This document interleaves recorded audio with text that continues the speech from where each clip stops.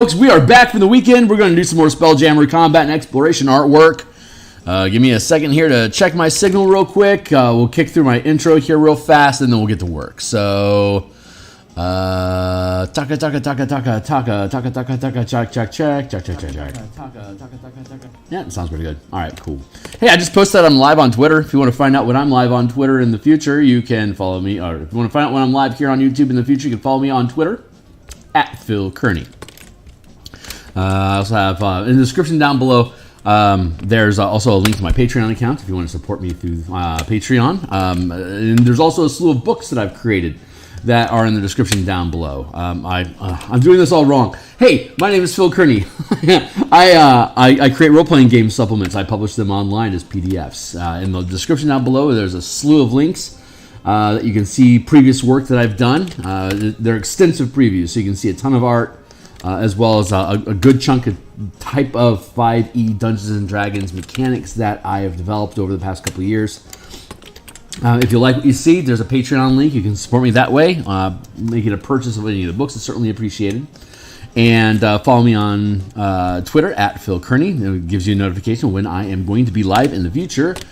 As well, you can follow me here on YouTube by hitting the like bell icon and subscribe buttons.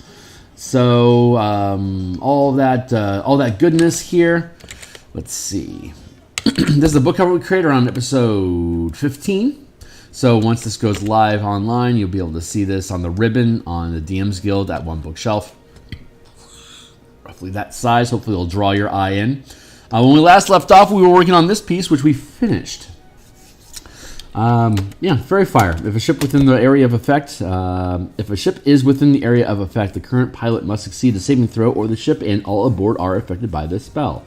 Amplify it with one spell slot. The range increases to 600 feet. And 2 slots, range increases to 6,000 feet. There you go. Let's see. Oh yeah, this piece is done. So I'm really happy with that. We got our... This one I like in particular. This guy's falling out of orbit with the ship, so he's naturally forming his own air bubble, because that's what you do in Spelljammer. Free-floating objects have their own air bubbles that float around them. So that's just a fun little... This is a fun little tidbit. Right now, we are working on this. This is amplifying creature spellcasting. So creatures that can cast spells or have similar abilities but no spell slots can amplify spells as a rechargeable ability. After amplifying an ability, you cannot use the ability again until it has recharged. At the beginning of your turn, roll a d6 and add the creature's rank.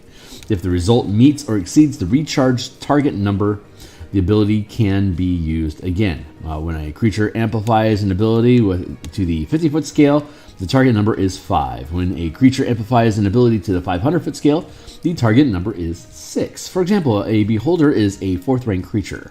When it uses an ice stalk cannon, as described in the weapons and crews section above, to amplify a slow ray to the 500-foot scale. At the beginning of its next turn, it rolls d6 plus 4. If the result is 6 or more, the beholder can use the slow ray again. Otherwise, it can attempt to recharge again next turn. So there you go. Beholder ship, random galleon, not even going to be a chance. These guys better have some toughies in them. So anyway, that's where we're at right now. So let's continue work. We're going to fix this. The perspective on this is off.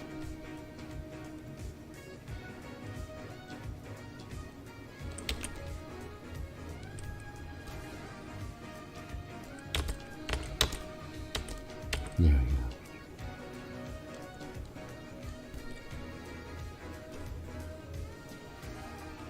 Yeah, I guess this is kind of what we're doing right now. So,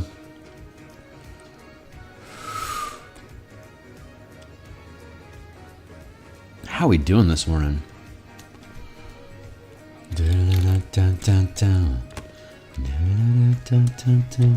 Alright, let's mod.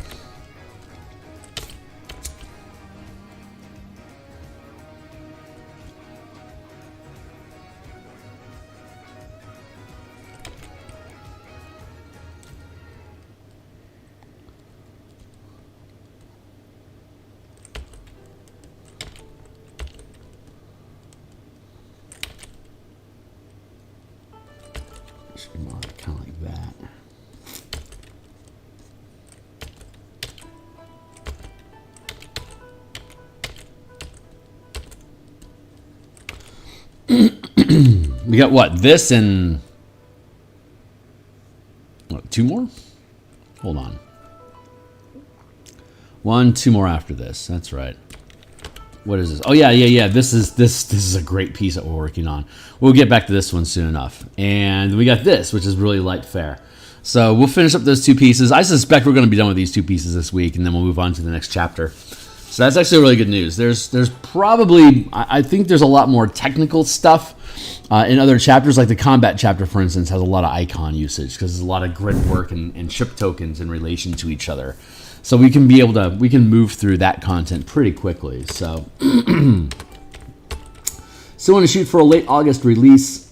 That is an intimidating deadline for me, but honestly, the best art is produced under incredible pressure. So that's what we're doing. We're incredible pressuring ourselves. It's a lot of art in not a lot of time. But if we can accomplish it, then we're killing it.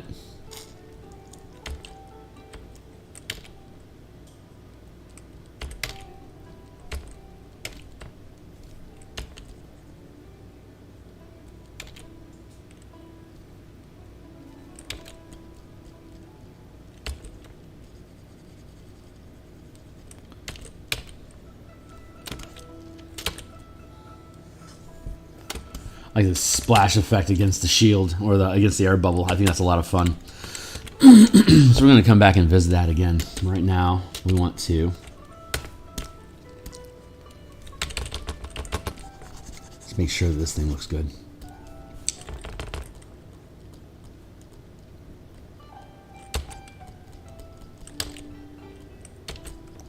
I certainly like how we're looking, and it's coming along.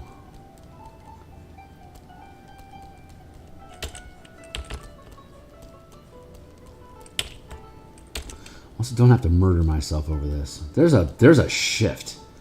There's a shift happening inside of me, and I can feel it. It's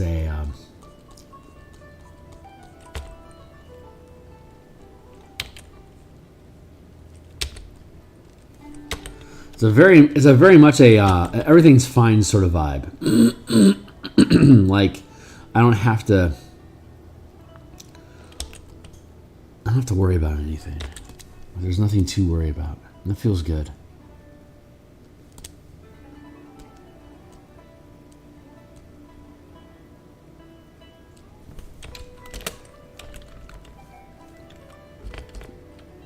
There we go. This still feels off-ish. I think I can probably take this whole thing, skew it a bit. Yes. Something more like that.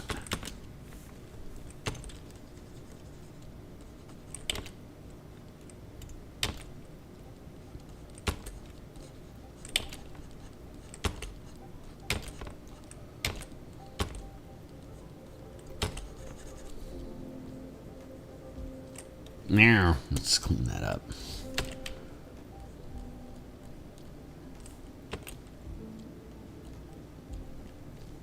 That's pretty good.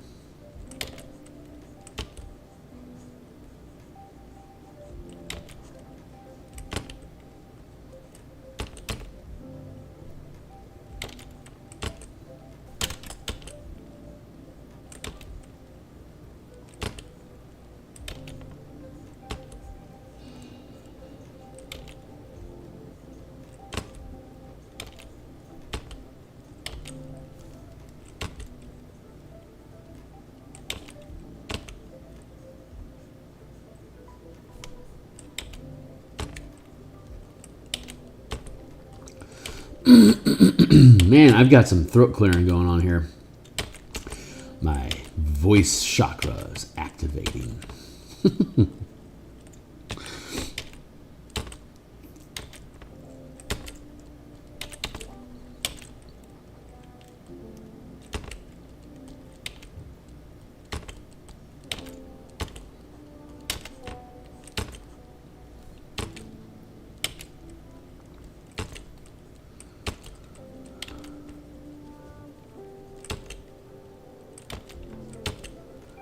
Once we figure these angles out, it'll be really easy to color this in.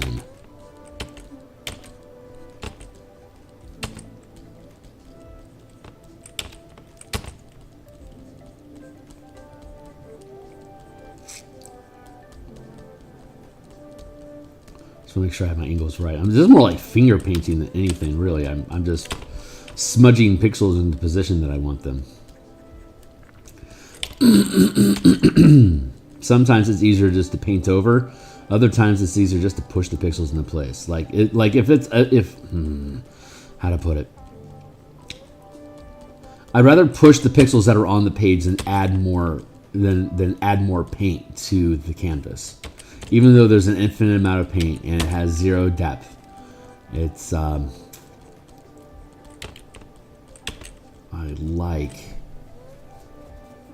need to push this over. And copy paste.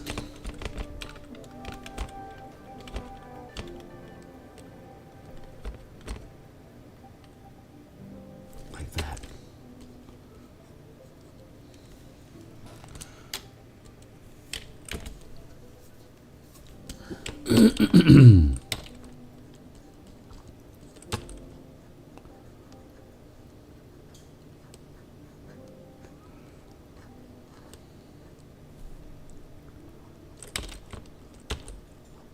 I don't really know yet. I'm still figuring out why sometimes I want to push pixels like smudge instead of add paint. Don't quite know the why of that. I'm trying to suss it out. The psychology of pixels. I need a timer going. Jeez. Got about 100 minutes that we can play today. That's cool. Absolutely having a blast doing this work. Super fun. I don't know if any of you guys caught my Saturday stream. It's down in one of the in my most recent playlists or most recent live stream videos was book cover work for the Reclamant RPG by Joseph Vargas, also known as Ukulele Bard for those that know online. Great guy. I've been having fun building that book cover. We made some serious progress on that on Saturday. I am seeing that completing before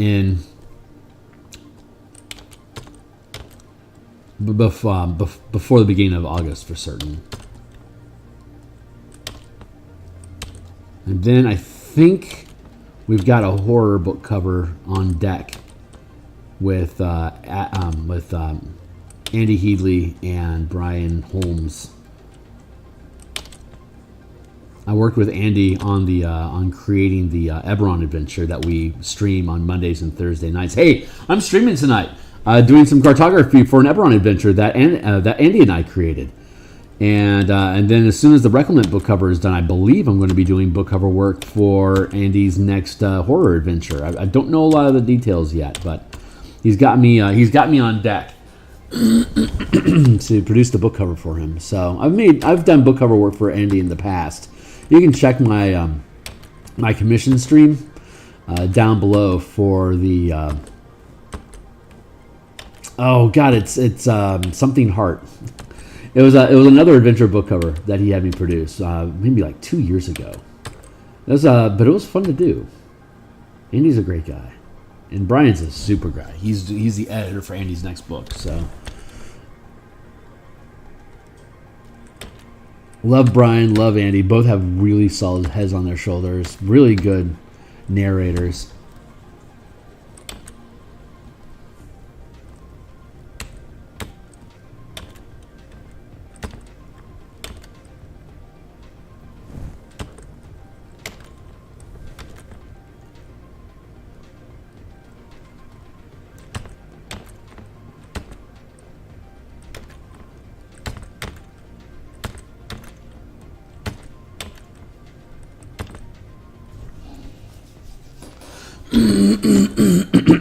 So once that Reclamant book cover is done, we'll start working with Andy's work.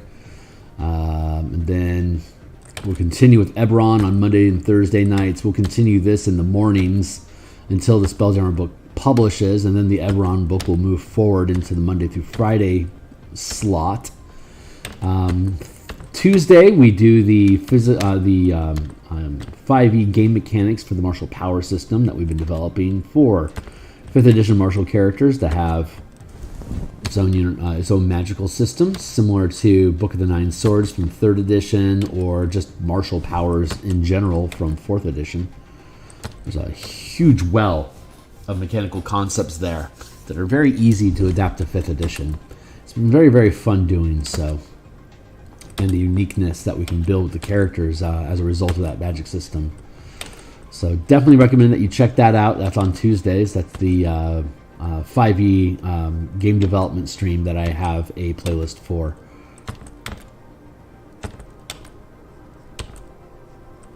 So we got a wide variety of stuff that we're doing right now. I feel like this should be further up like that.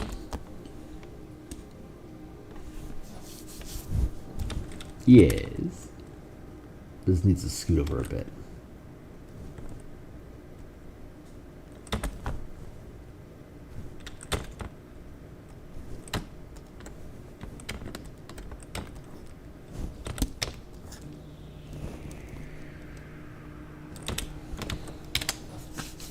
Cool.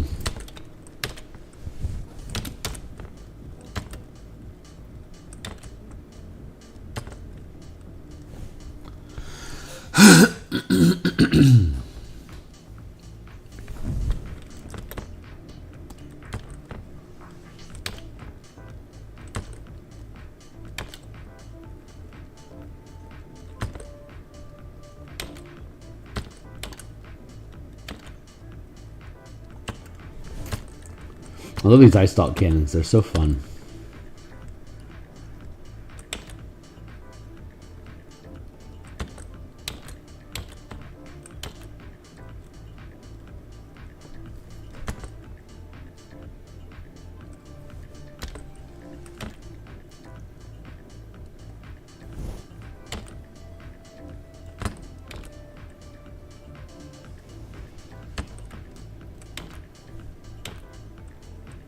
Pitted olives of destruction.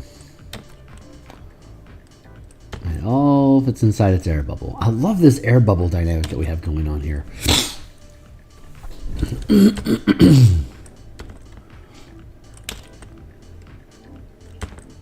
mean, everything in 5e, everything in Spelljammer has these air bubbles that float around them, but it just, they don't get depicted. I haven't seen anyone depict them in art before. It's just really, really fun to explore that space. This is such a fun physical object. Like, the air bubbles are objects unto themselves that define the space that the ships are sitting inside of. That was the whole point of establishing the space. This like a large creature occupies a 10-foot by 10-foot space, 2 squares at 5-foot scale each. So like a galleon here occupies a 150-foot space. So it's a 3 by 3, like a huge size creature.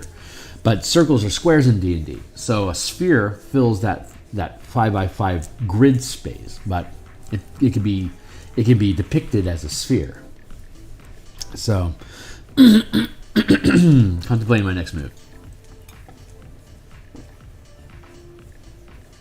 I've got some grapefruit fresca left over from the weekend. It's very delicious.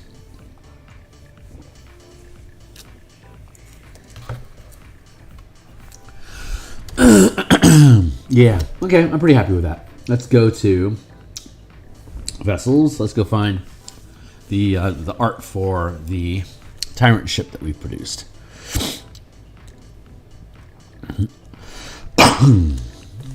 There you go, buddy.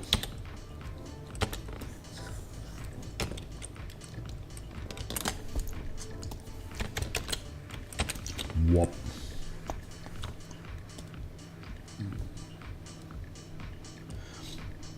And oh,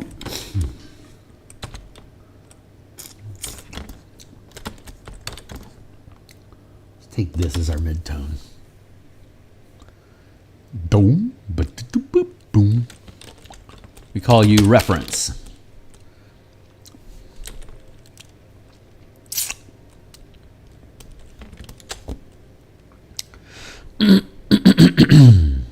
trash.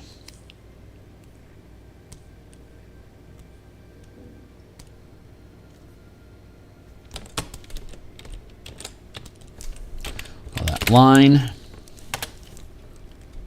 That's bubble. Color. Engage.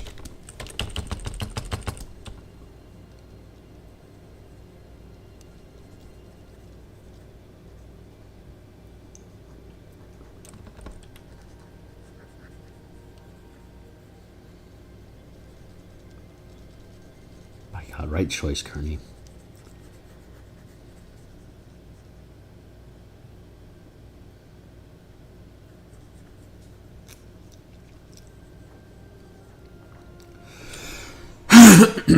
Excuse.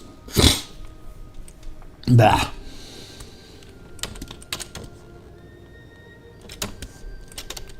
Dark, dark, dark, dark. Dark, dark, dark, dark, dark color.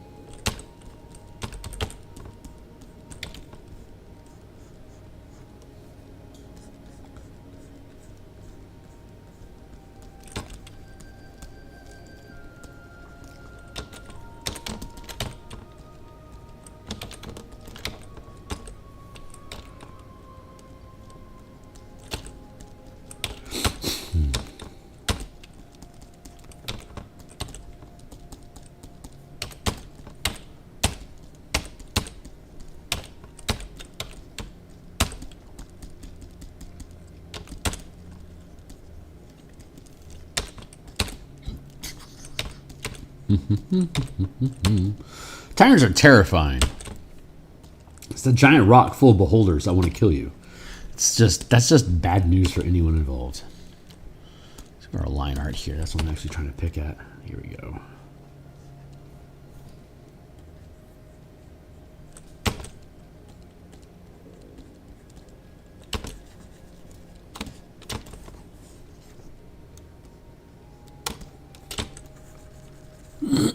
Like I want to do an up-close study on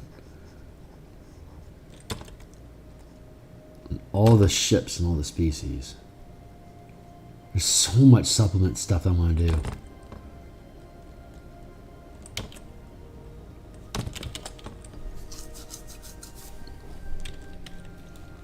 do. Let's see. Stay on task for now.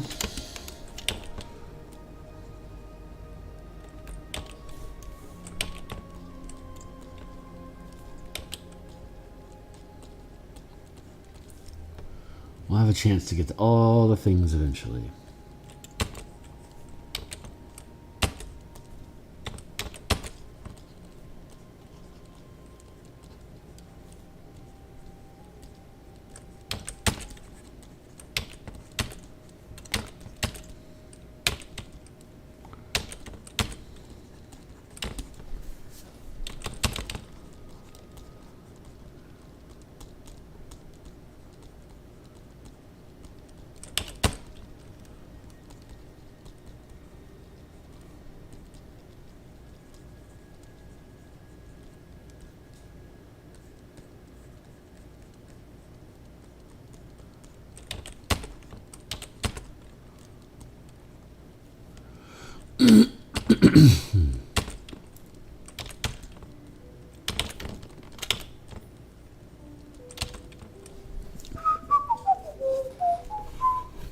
Let's see if I can. Oh, yeah, that's a good idea.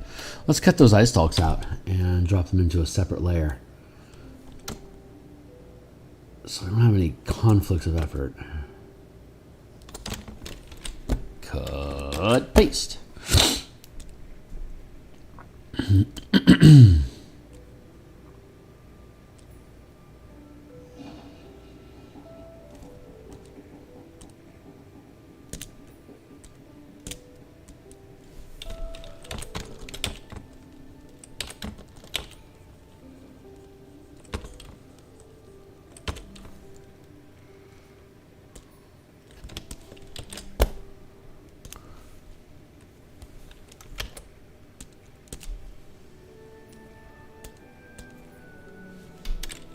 I'll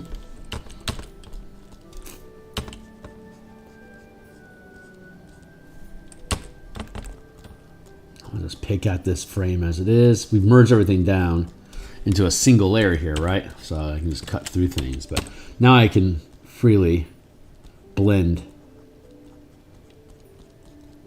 the line art with the color.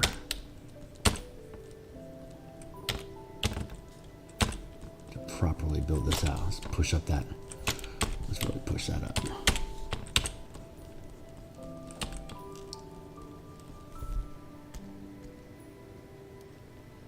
There you go, buddy. Why are you chugging on me so hard? It's not happy with the strength. The file size is starting to get a little bulky for me to be able to stream and have like 150 some odd layers. it's a shitload of layers. It's starting to grind down my computer's RAM a little bit. Graphics card is a little melty. That's okay.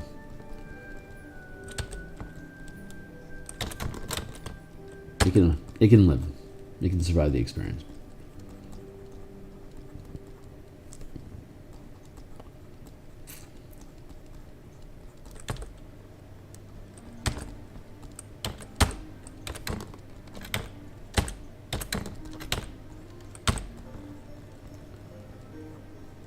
Nice.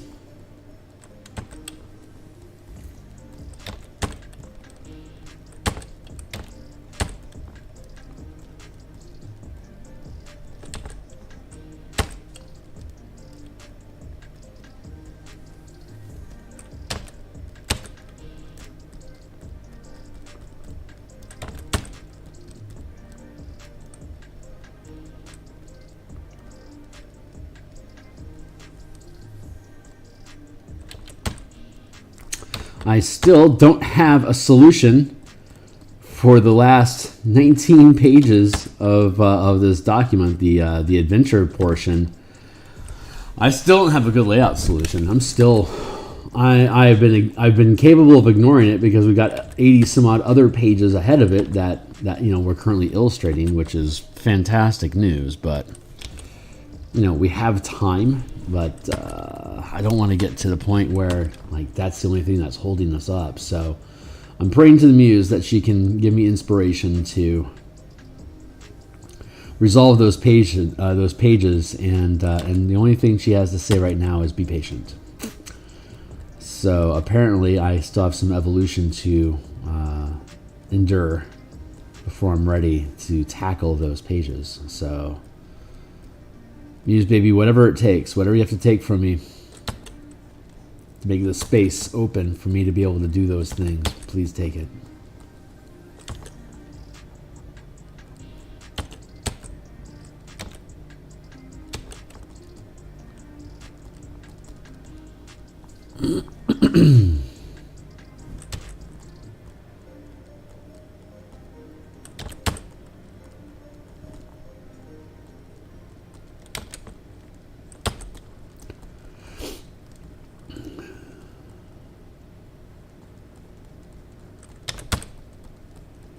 She knows what's going to be sacrificed.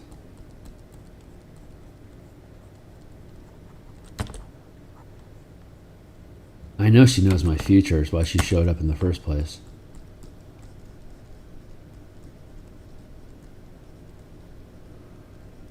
She's very coy about it.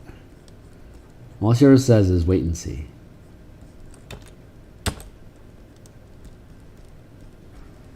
Such a delightful test of faith.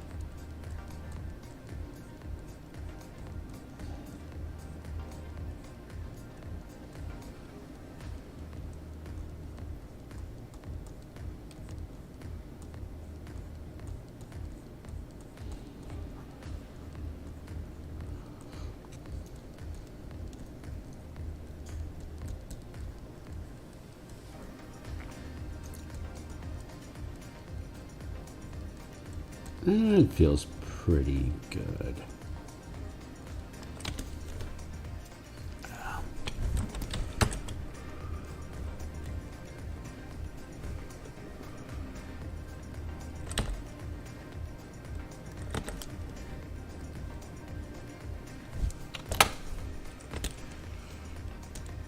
I think that's okay.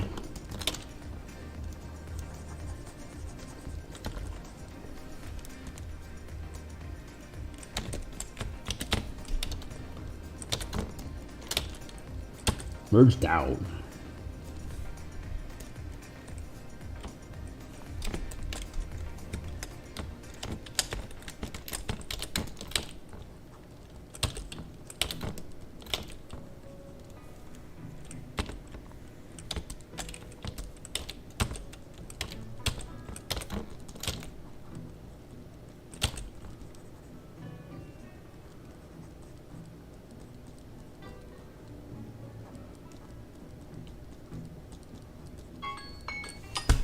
I hear you, Timely Timer. Let's keep it kicking. Let's have some coffee. Let's make sure that life's blood keeps flowing. We'll have a Fresco Chaser.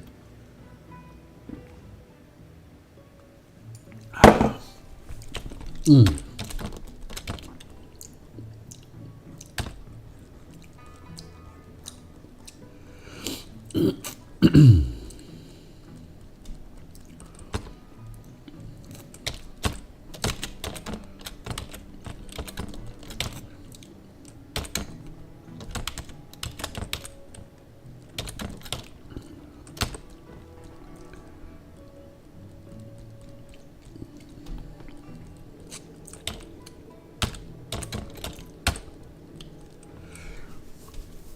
All right, well, I mean, that's a rough surface, right? Let's see.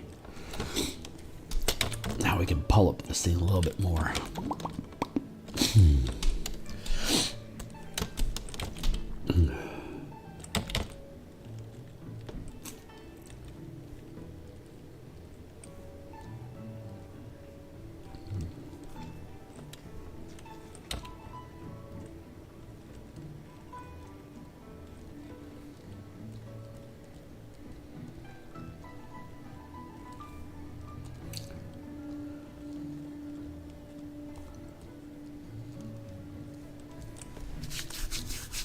Blah, blah, blah.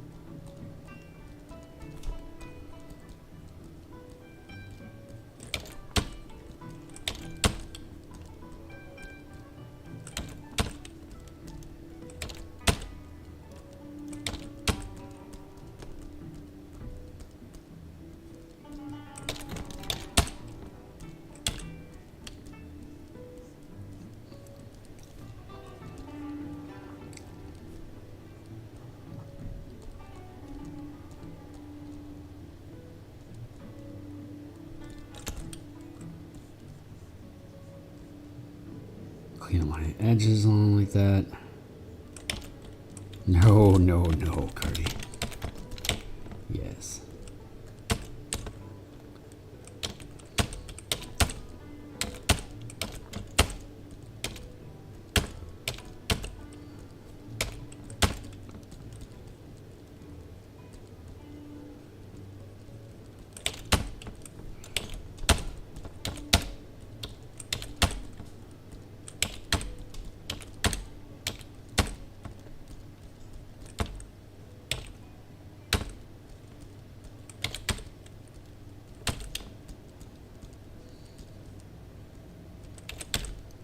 By God, this is fun.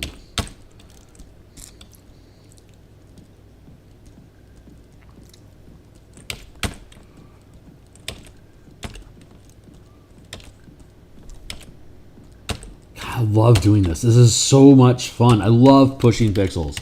I'm so proud and happy that I get to do this every morning. This is so great. My life is wonderful. I pray anyone out there that wants to get into art, you build time for yourself. It literally took me decades to craft a life where I had the freedom to be able to sit down and work every morning when I wake up, even though I still have like a full-time job. It's just the universe unfolded, and it allowed it to happen, and I love that.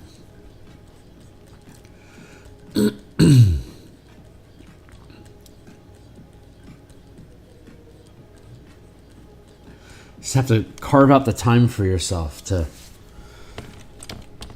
do what you want to do, and the universe will eventually create more space for you to do that thing. It's just, I think that's just how reality works.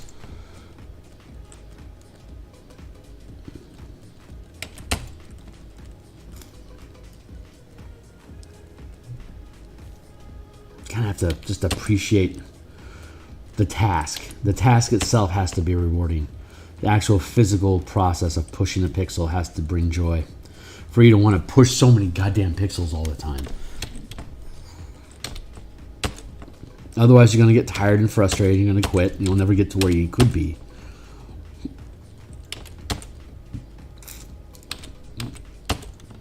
It's the frustration and the urge to quit that you push through. That's where all the gold is. That's where the treasures are found, underneath the challenge.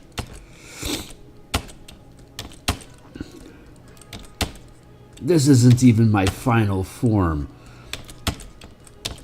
I still got potentially decades to do this.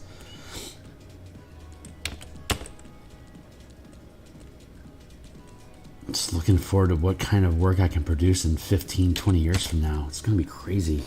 Hey, Ked, how you doing, man?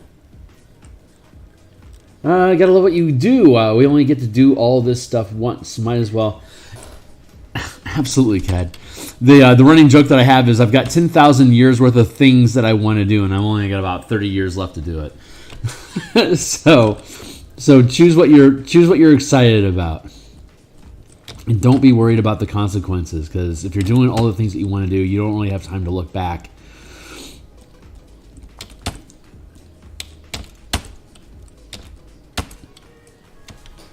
Hey, Hornetico, it's good to see you, my guy.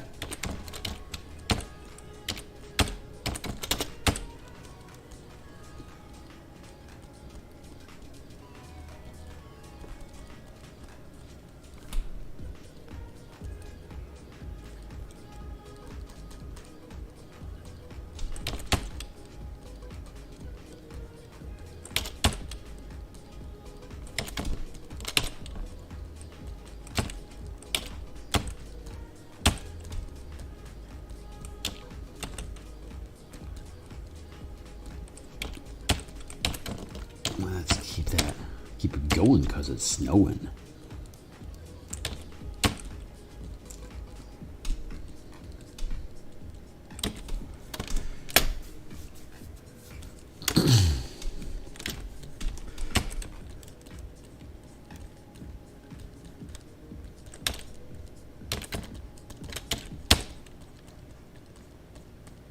I really don't need to be messing with this central channel, but just want to futz with it some more.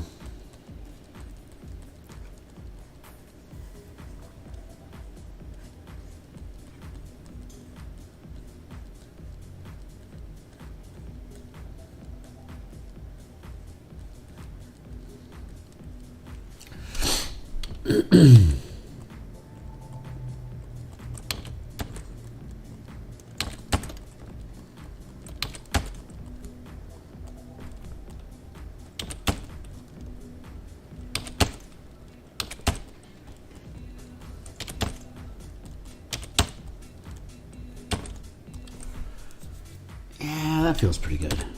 Do.